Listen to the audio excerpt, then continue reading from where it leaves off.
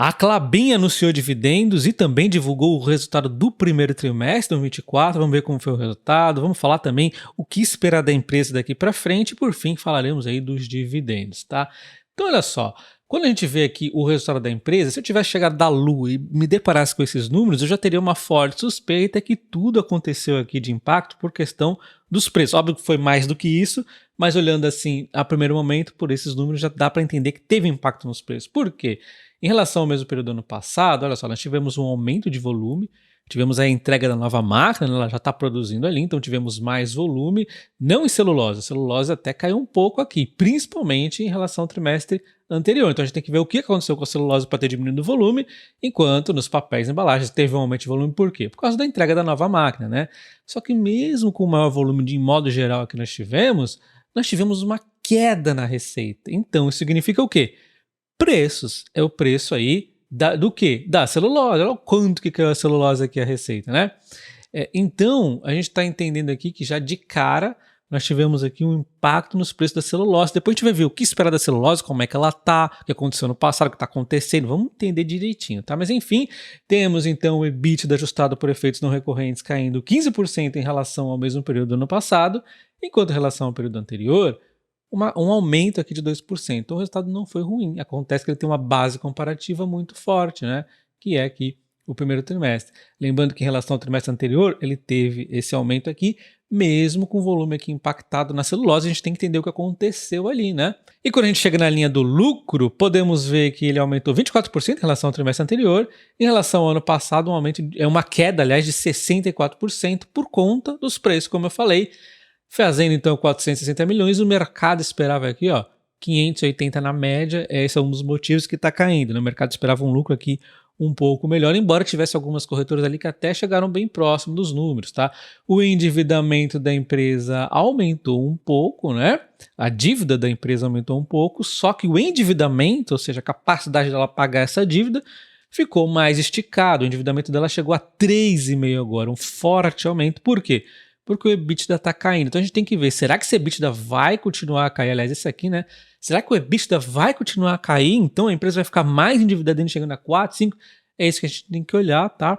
O fato é que nós tivemos uma dívida que aumentou um pouco, enquanto o EBITDA caiu. O endividamento, então, da empresa fica muito mais pesado. Vamos começar aqui adentrando um pouco mais nos detalhes do resultado da empresa pela parte de produção primeiro. Então, a gente vê que celulose teve uma queda aqui de 6% nos períodos comparados, então a gente vai entender o porquê.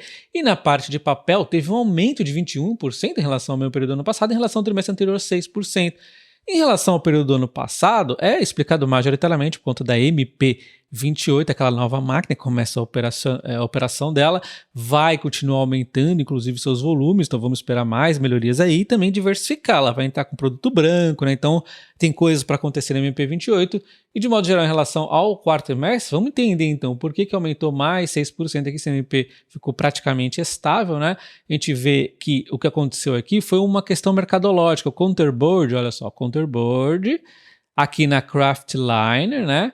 Nós tivemos aqui, ó, um aumento. Por quê? Questão mercadológica. Nós tínhamos ali até a máquina MP1 que estava acontecendo por condições da Kraftliner ruins, estava aqui paralisada. Porque por mais que você pense que talvez papel e embalagem não é uma commodity, não vai sofrer preço, sofre também, né? Tá suscetível aí à questão do mercado. Então ela volta aqui a aumentar a produção de counterboard na linha Kraftliner, que melhora aqui em relação ao trimestre anterior, né? Enquanto a MP28 melhora em relação ao ano passado e aumentou de modo geral a produção da empresa e vai continuar a aumentar mais. Já na celulose, por que caiu? Caiu porque tivemos um não recorrente aqui de parada de manutenção na linha de produção. Então foi um não recorrente, já vai voltar no próximo trimestre, esse volume aqui da celulose vai voltar a subir. Então já é um ponto aqui que a gente sabe que é não recorrente, né? Momentâneo aí. Inclusive, nós tivemos paradas também programadas, ó, na Otacílio Costa. Em relação ao próximo trimestre, teremos um trimestre limpo aqui de manutenções, pelo menos as programadas não tem nenhuma, né? Se tiver uma outra não recorrente, aí a gente vai ficar sabendo só depois, né? Bom, então nós acabamos de ver aqui o volume de produção, agora a gente vai ver o volume de vendas, que obviamente é impactado também por consequência da produção, então acaba diminuindo aqui a celulose, as vendas, né? Papel acabou aumentando, mas tivemos outros impactos, né? Porque não é só ali a questão da produção, Por exemplo, celulose nós tivemos menor produção, como eu disse, e também tivemos o efeito carryover, não sei se é assim que se pronuncia, tá? Onde também tivemos problemas operacionais e sobrecarga no porto, ou seja, problemas logísticos, tá? Então a logística atrapalhou ainda mais a celulose. Em counterboard tivemos aqui esse crescimento, conforme eu disse ali pela questão mercadológica, né? Papéis, tivemos aqui também esse efeito logístico atrapalhando, e embalagens aqui, papel ondulado, tivemos até um aumento aqui em linha com o mercado brasileiro. Então a gente viu aqui que teve até algumas melhorias em termos de mercado, porém o volume ali que ela produziu menos por conta de uma manutenção imprevista e, além do mais, na hora da venda ainda tivemos aqui problemas logísticos, acabou atrapalhando a empresa. Então nós temos aqui já dois não recorrentes. Um na produção, que é problema manutenção, vamos dizer, não prevista, e aqui na parte da venda tivemos aí a logística, já dois não recorrentes, tá? Então a gente já tem aqui probleminhas para ficar em mente. E aí o volume de venda acabou ainda assim aumentando por conta da MP28, né, que ela trouxe mais produção, porém, né, a celulose ele deu uma atrapalhadinha. E também tem o preço, né? O preço da celulose também está em baixa, a gente vai entender mais isso. Olha só, a receita, então, acabou caindo, porque embora papel tenha aumentado o volume geral da empresa, a celulose teve um impacto no volume e também no preço, e aí acaba trazendo o resultado um pouco para baixo. A receita caindo 8%, nas linhas a mais baixa aí vai ficando mais comprimido ainda, né? Então olha só, a receita líquida acaba caindo 8% por conta da queda nos preços da celulose e da Kraftliner e a desvalorização do mercado americano. Então observe isso aqui, a Kraftliner está se recuperando agora, como a própria empresa começou a melhorar em relação ao quarto T, mas ela está em baixa em relação ao primeiro trimestre. A Kraftliner sofrendo bastante, tanto quanto até a questão da celulose aqui, que também sofreu bastante, mas ambas aqui começam uma recuperação, a gente já vai ver, tá? Então estão iniciando aqui uma recuperação, porém, em relação ao quarto T, o volume atrapalhou um pouco ali, né? Por isso que não aparentou tanto aqui a questão da celulose, tá? E aí, eles são compensados parcialmente pelo aumento do volume vendido com a MP28 ali, né? Então, de modo geral, mesmo com todos esses problemas, o volume aumentou com os investimentos que a empresa fez e começou ali, né? O MP28, que foi fruto de um investimento passado, né? E vai continuar tendo mais investimento da empresa, né? O último grande projeto que ela tem ali é o projeto Figueira, que traz mais flexibilidade para a empresa, inclusive, né? Enfim, nós temos aqui então o EBITDA da empresa. Na verdade, vamos ver aqui o geração de caixa. O que acontece? A geração de caixa caiu 14% em relação ao trimestre anterior e também caiu mais ainda em relação ao ano passado, 42%. A explicação da empresa é o quê? Ela explica aqui que essa geração de caixa menor foi por conta da redução do EBITDA. Conforme nós já acabamos de ver, a receita caiu, aí vai impactar o EBITDA mesmo. Foi parcialmente compensada aqui a queda do EBITDA por conta de um menor custo caixa, senão teria sido ainda mais severa a queda do EBITDA, né? Então o custo dela diminuiu também. E também tivemos aqui um aumento do CAPEX de manutenção, principalmente aqui ó, por conta da silvicultura, que ela está ali investindo então no futuro ali da madeira, né? E também o aumento da área plantada e continuidade operacional das fábricas. Então assim, nada disso tão surpreendente. Vamos entender essa ponta aqui que nós não vimos direito, que é o menor caixa. O que aconteceu aqui? O menor caixa, olha só, é resultado majoritariamente aqui das fibras, que é a madeira, né? Então aquele investimento que ela fez ali vai começar a gerar frutos cada vez maior. Só que num primeiro momento ele também traz uma dívida maior, né?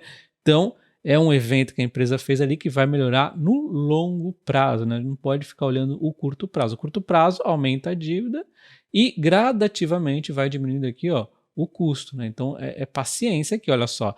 Nós estamos aqui, ó, essa significativa melhora aqui de uso de madeira terceira, que tal que ela pontuou. Nós vamos chegar a um momento bem bacana aqui no eucalipto em 2026. Aí depois só estabilizar para chegar no auge aqui 25,75, mas eu acho que em 2026 já está bacana. E aí, ó, a Pinus, nós vamos só ali, diria 2027, começar a dar uma tranquilizada, mas ó, já dá uma apertadinha. Mas para 2034, né? Então vai ter chão ainda na Pinus. E na Eucalipto já está logo ali melhorando bastante. Mas olha como está apertado agora. Está muito apertado. Então os custos realmente estão pressionados neste momento. Então olha só, aqui está a evolução do custo, né? Melhorou aqui na madeira, na palha, nos químicos, que é questão de mercado, né? Aí o combustível acabou piorando um pouco, né? E o pessoal e terceiros acabam aumentando um pouco o custo, enfim, né? Aí temos essa redução aqui de 9% no custo, que acabou compensando aqui parcialmente, né, todos os problemas que ela teve ali na receita. E aí nós temos então o ROIC da empresa, por sua vez, diminuindo, né, de 20,3 no primeiro trimestre de 2023 para 9,1, né? Ou seja, a empresa está com uma dívida maior e está gerando menos resultado. Mas como nós acabamos de ver, são projetos aqui de longo prazo, né? Então, neste primeiro momento, realmente é um sofrimento, não se desespere. E aí a gente vai entender então, tá, beleza. Tudo isso que aconteceu, a empresa está sofrendo, vai continuar caindo trimestre após trimestre, é isso que nós vamos entender agora. Eu vou mostrar para vocês ali a visão do cenário de preços aqui da celulose. Então, olha só, aqui é a questão do preço da celulose. Este aqui que eu separei é o primeiro trimestre de 2023 e esse aqui que eu separei é o primeiro trimestre de 2024. Então, eu pus uma linha verde aqui na média de preços, meio que de olhômetro aqui, né? Do primeiro trimestre de 2023. Então, olha só, a gente passa uma linha verde aqui no meio do preço e olha quanto que dá. Dá acima de toda a negociação de preço aqui do primeiro trimestre de 2024. Então, realmente, nós temos aqui um cenário onde o preço está impactado. Só que daqui para frente, olha só, a gente vai ver o segundo trimestre, o terceiro, o quarto, já vai estar em condições comparativas muito melhores. Para pensar aqui, olha só, nós estamos no aumento, olha só, o próximo trimestre já vai estar com preços melhores da celulose, tá? Enquanto, olha só, a comparação aqui vai ser bem baixa. Então, nós vamos começar a ter resultados que vão melhorar. Só que nós acabamos de ver aqui a questão da celulose, né? A empresa não é só isso, na verdade ela é mais papel embalagem. E papel embalagem vocês já sabem a maioria da história, né? Tá crescendo o volume, tá investindo, vai diversificar agora nos produtos com MP28. E também tem a questão aqui do Kraftliner, que é a linha de papéis de embalagem que mais está sofrendo na Klabin, que está se recuperando neste momento, assim como a celulose. Ela está com uma curva de preços aqui até um pouco parecida com a celulose aqui, né? Então, a gente acredita que teremos bases comparativas de onde a Klabin mais está sofrendo, muito mais animadoras daqui para frente, tá? E lembre-se também dos não recorrentes que nós acabamos de ver. Então, meu veredito aqui não é recomendação de compra nem nada, tá? É que a Klabin acabou agora nesse trimestre de passar pelo momento mais difícil comparativo dela, tá? Só para deixar bem claro, nós temos uma base comparativa de resultados muito forte aqui na Klabin, seja em lucros aí ou em EBITDA, porém em termos de lucro nós ainda temos mais um trimestre um pouco forte aqui, que é o segundo trimestre de 2023, então será um desafio para o segundo trimestre de 2024 bater esses números, provavelmente vai ficar um pouco abaixo, mas o ponto mais importante que é o EBITDA, eu já acredito que vamos começar aqui uma fase de crescimento, então nós vamos ter aqui um aumento de EBITDA em relação aos períodos que a gente for passando, tá? Cada trimestre aí maior do que o anterior. Então olha só, pegando agora as cotações da Klabin para a gente entender um pouco o que está acontecendo, eu peguei a Klabin 11, mas a 4 vai ser a mesma coisa, tá? Então vamos entender como o mercado se comporta. Então a gente pega o último ano, as ações subiram 27%, talvez vocês pensem, caramba, mas que loucura! A Klabin tinha resultados melhores no ano passado e agora ela subiu 27%, sendo que o resultado dela está inferior, né? O porquê disso? Isso é o mercado tentando sempre atuar no curtíssimo prazo, né? E aí acaba causando mais distorções na verdade. Então você tem que ficar atento, não ignorar o curto prazo, mas ficar atento no longo, né? Então olha só, vamos voltar um pouquinho aqui. Lembra que os preços da Klabin, eles estavam bem melhor na celulose do que agora. Só que acontece, a celulose estava caminhando para o fundo do poço e as cotações foram para o fundo do poço junto com o fundo do poço ali da celulose, que aconteceu logo ali um pouquinho no começo do segundo trimestre de 2023, né? E aí depois a empresa reporta um bom resultado, ajudou também o início da recuperação, e a recuperação continuou junto com a celulose, e assim o mercado começou a ter um exagero até de recuperação, também exagerando na queda, né? Por isso que a recuperação é mais forte. E aí agora a gente vê ele teve uma nova queda, uma recuperação com a celulose, e novamente a celulose cai um pouquinho, ele já cai de novo, né? Por conta, não só a celulose, o papel embalagem também acaba se movimentando às vezes parecido com o counterboard ali, né?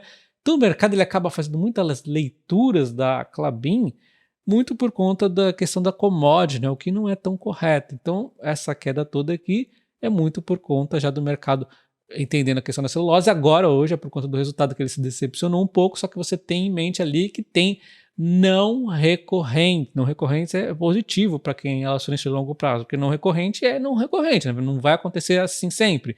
Aconteceu ali problema logístico, aconteceu problema ali de volume também por conta da parada de manutenção, né? Então, é isso que você tem que entender. O próximo trimestre deve se recuperar, mas não descartaria, principalmente se a condição da celulose der uma queda, que a empresa volte a cair, né? Você que tem que traçar o seu ponto.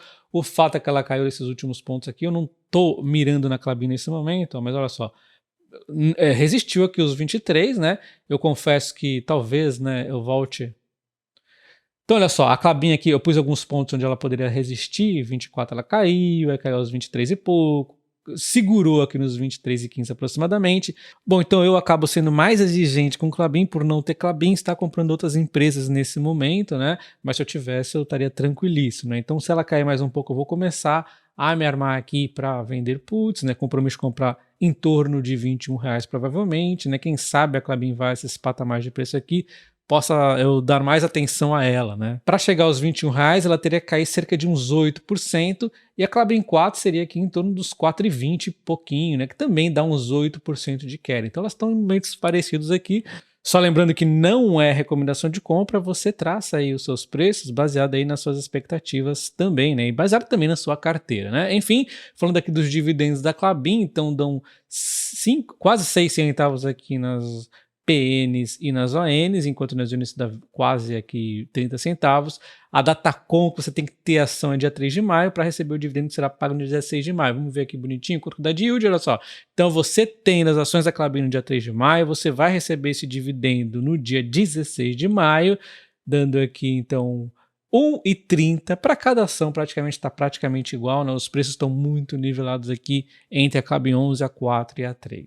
Não se esqueça de deixar o like no vídeo, considere se tornar membro do canal, porque nessa fase de resultados vão ter muitas empresas que eu vou acabar levando só para os membros, tá? Já trouxe Home lá para os membros e terão mais empresas. Um abraço e até o próximo vídeo. Valeu!